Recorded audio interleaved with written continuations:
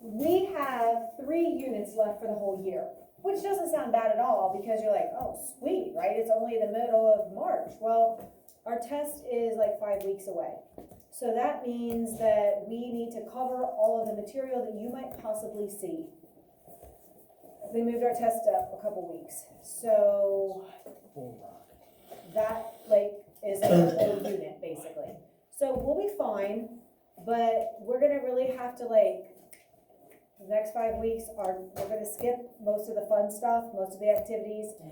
I'm gonna give you as much of the material and so that you can feel confident and comfortable going into that test. It is not going to be super fun. I apologize, but the great thing about it, we'll have 5 or 6 weeks after the test where we get to do nothing but fun stuff. So there's that. So we'll get to make up a bunch of the videos, a bunch of the activities and labs. So we will make up for it. So we're gonna kind of put in the hard work now, get you ready for the test, so you have all that material. Then we will get to the better stuff. So it's just the way it is. It'll work out, but I'm just warning you. Yes. How much longer? Yeah. I think 12 weeks. 12? I think. It's just That sounds right, 12. I thought it was 12 is alright. Yeah. We'd like 2 more weeks. What? 2 or 3 more weeks. What, the end of the quarter? Okay, so this unit is talking about adaptation. It is going to be looking at, it's kind of a bridge between our earth science, which we just finished up, our last 3 units, moving into our life science, which is our last 2 units. So this is the adaptation part where we are talking about some of the stuff with earth, but then it leads and kind of naturally kind of flows into our last 2 units, our life science with genetics and stuff. All right, so there's going to be some overlap, some things that we've already talked about, and some things that are going to preview what's coming in the next 2 units. So this is kind of like a nice kind of in-between type of unit. We will talk about evolution. And so this becomes kind of a topic where people are like, what are you talking about? How did we get here? That kind of thing. We are not getting into that debate. That is an issue for you and your family. I'm not telling you that you have to believe that we evolved from monkeys. That's not what this unit's about. I'm also not here to make you believe that we are, that God created earth and all man. That is not my job. Whatever I believe, I hope that you can't tell my opinion or my viewpoint on it, because that's not what I'm here to do. I'm not here to make you think about, think how I think or believe what I believe. That is an issue that you probably already, your family probably believes one way, and that's what you probably believe as well, or as you get older, maybe you'll form your own opinions. That's not why I'm here, all right? So I don't want you to ever think that I'm trying to convince you, against evolution or against Christianity and religion, and that's how we got here. So I'm not here to tell you any of those. I'm just here to say there is proof that there have been evolutionary changes. I'm not saying that man came from, prior descendants or ancestors, but there are fossil remains that prove that species have changed over time. So what we had in the past, we might have some version of that here in the present, and then maybe a different version of that same species in the future. And that's what we're going to focus on. And there is proof of that. But I'm not here to debate, where did man come from? Okay, so just putting that out there to start. It has one of my absolute favorite songs, too, and we'll get to that here pretty soon. So it's a pretty fun unit. Adaptations over time. So this is slide number 2. So Brooke, and I believe this is the first time you'll actually fill them in too, right? So you're just filling in those blanks, okay? Okay, so Earth is approximately 4.6 billion years old, which we know, we've talked about this. Oh.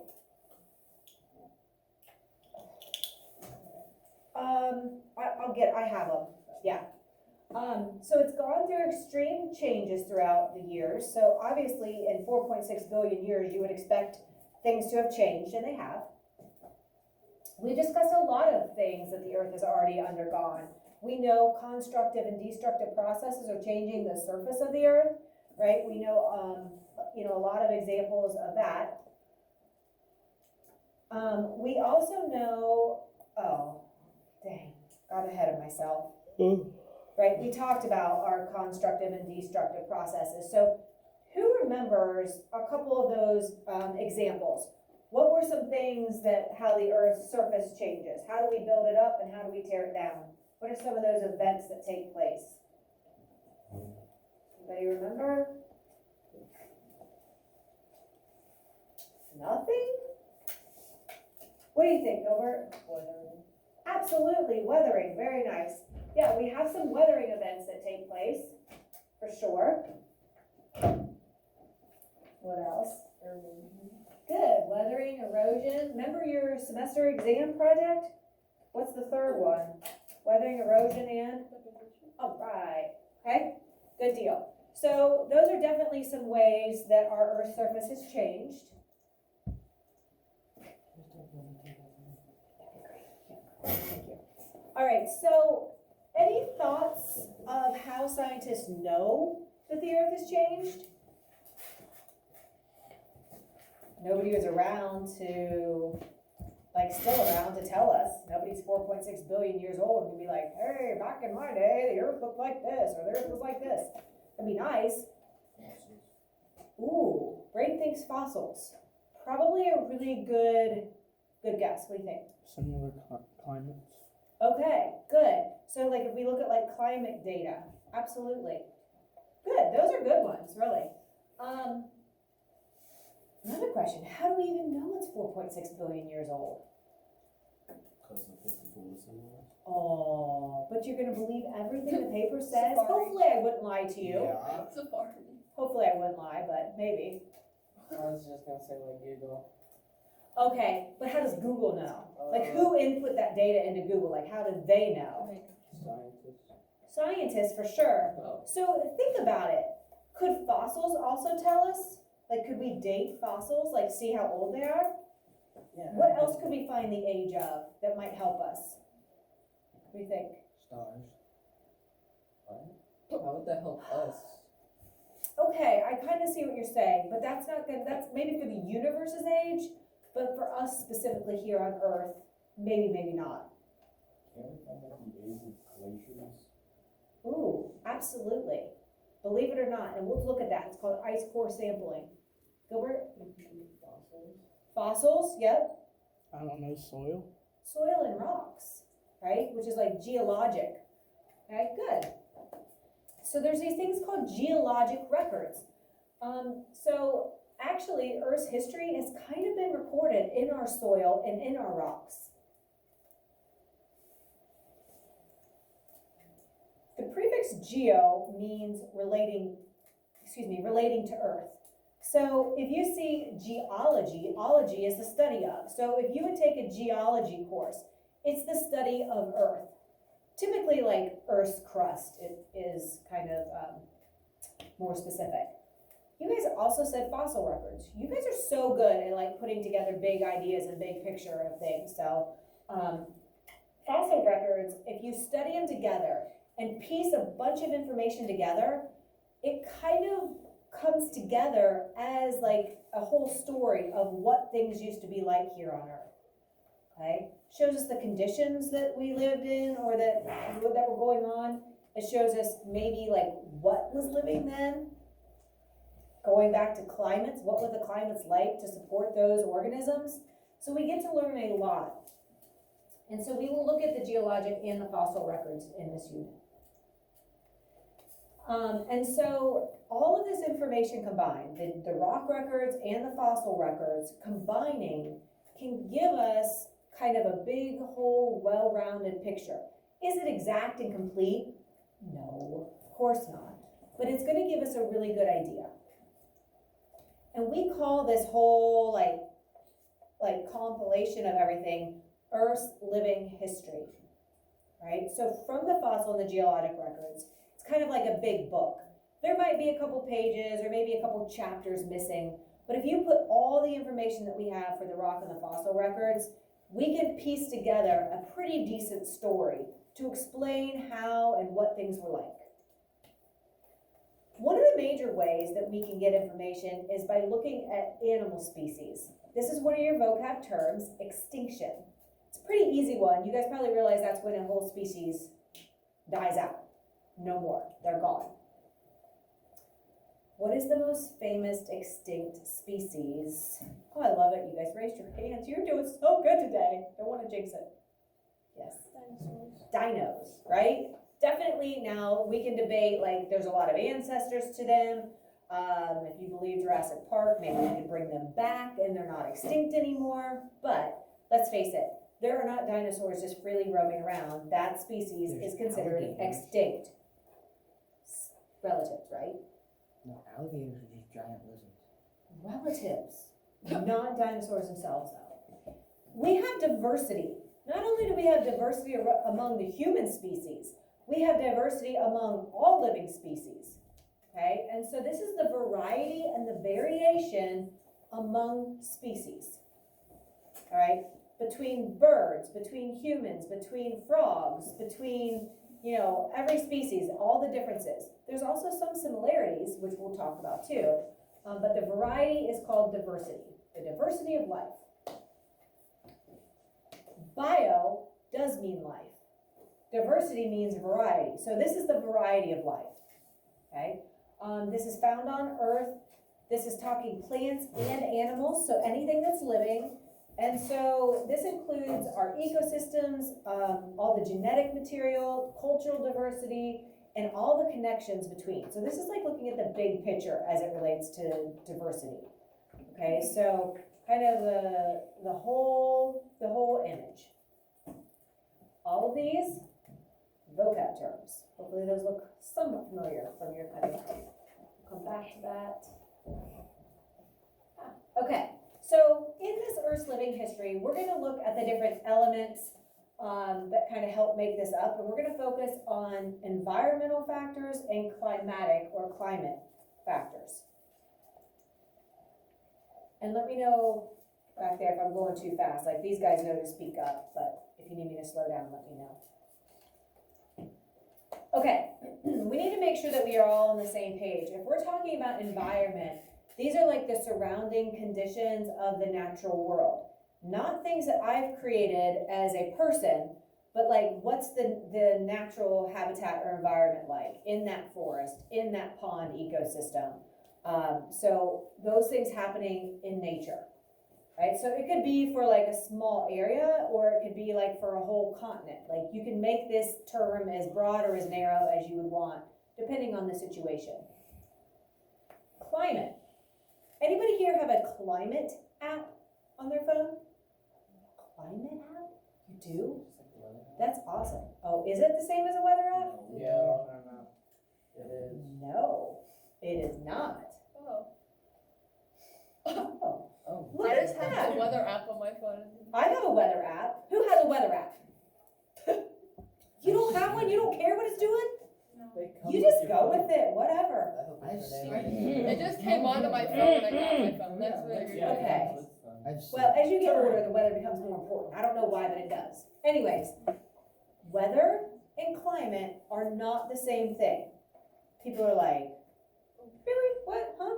Here's the thing. Climate is like long-term weather. So the weather in Ohio varies daily. It was just in the single digits over the weekend. Now it's almost 70. I mean, what the heck? This happened again like a week or two ago, right? It was 70 over the weekend, and then we get frigid. And then we get warm again, and hopefully we'll kind of stay warm from now on, but our weather changes. It's Ohio weather. It is. It's like, it changes all the time. You have to expect it, right? We live here, we know it, we understand it. Yeah. So if you live certain places like Los Angeles, I know like they are like in the 60s and 70s and 80s all the time. Like they don't really ever get too low, they don't ever get too high. Like they're really like pretty steady. Climate is long term. So last weekend it was very cold, right? So it was just cold for that weekend. It gets cold in the winter. That's what it does in Ohio, right? It also gets warmer in the summer. We're used to that. That is over time. If you guys remember, yeah. Can't you like get like congested and stuff like over like the weather changes and Yeah. everything? For sure. So here's the thing. You guys, you might remember, probably like 5 or 6 years ago, Mrs. Kramer, you have to help me out. Remember when we had all those winters of like really, really cold, like -30, -40? It's probably about 4 or 5 years ago, don't you think? Yeah. 5 or 6 maybe? It was well before COVID. Maybe. It was like 2 or 3 years before COVID stuff hit probably. Yeah, there was one particular that I'm thinking of, it's probably more like. Yeah, maybe I'd say between like 8 7, yeah, like years ago. we'll just say like 6, 7, 8 years ago, there were like 2 or 3, I think it was 3 winters in a row that we had freezing, like way below freezing. So it was like -30, -40. We'd come back from Christmas break and like we'd go to school for a couple days and then it was so cold that they had to cancel school because it wasn't safe for you guys to be out at the buses. So that was like, our winters were really cold for like 2 or 3 years. That didn't change our climate. Our climate is still what it is. It would have to stay like that for decades, which hopefully it doesn't, right? And then after that, like, we haven't had that kind of cold since then. So it's been years since we had -20, -30, -40. Like, but for 3 years in a row, we had that during the winter. So our climate never changed. Climate is long term. So we're talking decades, century long, okay? Is that Celsius or Fahrenheit? Fahrenheit. It was freezing cold. You guys were alive, you just probably were too young, you're just like, wow, no school, right? But people's pipes were freezing, like, it was a big mess. Like, you know, we're in Ohio, we're used to having to prepare for that frost wedging where, you know, the freezing and expanding of materials. We get it, like, our water pipes are buried deep. Like our houses are protected, like we have our pipes insulated. It was too cold. Like it was so cold that it wasn't even able to withstand how cold it was and things were breaking and busting. So climate is long term. It's the average weather conditions. Weather is what you get on a daily basis. You don't go to your phone and find a climate app. You go to your phone and look at the weather app, or you watch the weather on the news, but you don't watch the climate. We don't need to know what the climate is. The climate is not changing. It's where we are. Now, you hear the talk about climate change overall for our world, and that is like a slow, gradual warming up. And there have been some histories of cooling downs, ice ages, and warming up periods throughout Earth's history. But again, those lasted long term, and it temporarily kind of changed the climate, okay? So, climate is long term. It is not the same as weather. It describes the average weather, but it's not like I'm gonna just go say, hey, I'm gonna check the climate for today and see what to wear. That doesn't make sense. If I'm gonna check the weather for today, that would make sense. Okay. So before we get into this geological and fossil records, we need to make sure we understand how organisms can possibly change and what does this mean in terms of their survival. If their environment changes, if you have all these things happening, how does it affect the organisms and the things that are living in that area? Okay? Sorry, I thought there was another one. So we're going to look at what causes these changes and kind of understand how this is happening.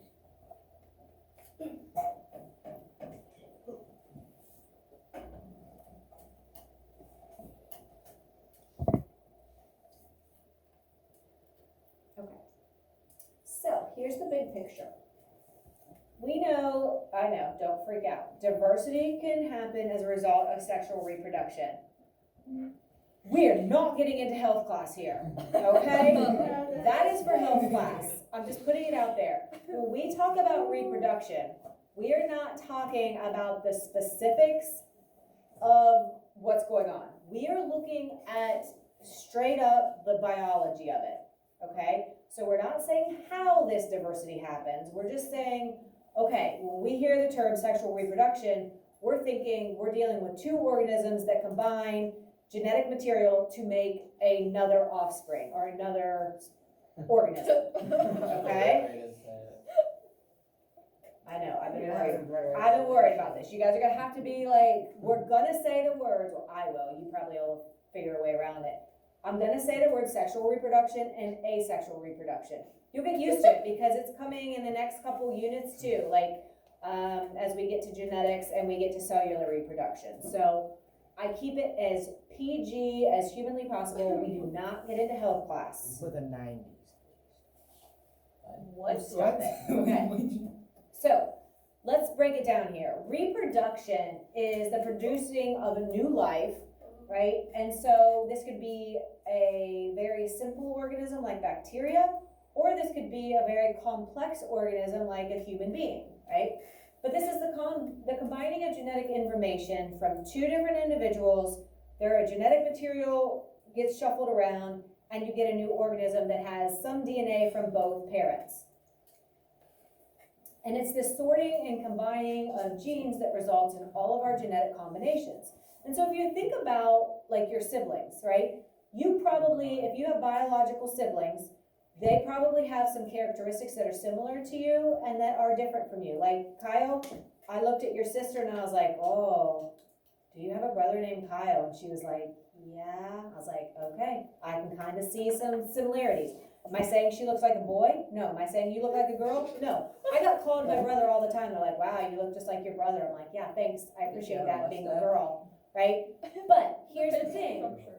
Yeah, there's similarities, right? There are things like, I can see similarities between you and Abby, right? And so do you really look alike? No, but there's things you do that are similar, right? Mannerisms, expressions, things like that. So I can see your siblings in a lot of you, right? You share genetic information. Is the genetic information the exact same? No, and we'll get into that more in our last unit because you'll see all the different combinations that can possibly arise. And so that's why even if you have like 10 siblings, you're not all going to be the same. I know a family that has, one of the boys has bright blonde hair, one has real dark hair, one has medium hair, one's real dark complected, one's real pale, and one's like medium skin color.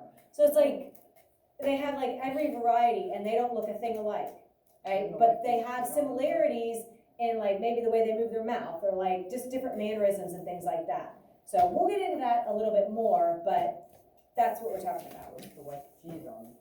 Okay, well, we're gonna say that they did if we're saying they're full siblings. Like my parents, they both have brown eyes, but I came out have blue eyes. Hey, I don't we'll understand explain that when we get to genetics, which is very cool. We will talk about What that. about twins? We'll talk about that too, so hold that thought. So we'll Twins are get, annoying. so listen, we'll get to some of those things too, so I'm gonna push you off on that. But this allows offspring to be similar yet different, and they're still different from their parents, even though their genetic information came from their parents. So like if you've ever heard like, hey, you're a lot like your aunt, or you're a lot like your uncle, or maybe you and a cousin look really, really closely, like you look similar. So even like far back as a couple generations, like there's similar gene pool that, things are coming from. So we'll talk about that a little bit more too. But there's similarities, but we also know that there are differences. And it's actually those differences that become really, really valuable in this diversity idea. Okay, so we know that similar organisms are gonna share DNA. Okay, they're gonna share similar DNA. Not exactly, but very similar.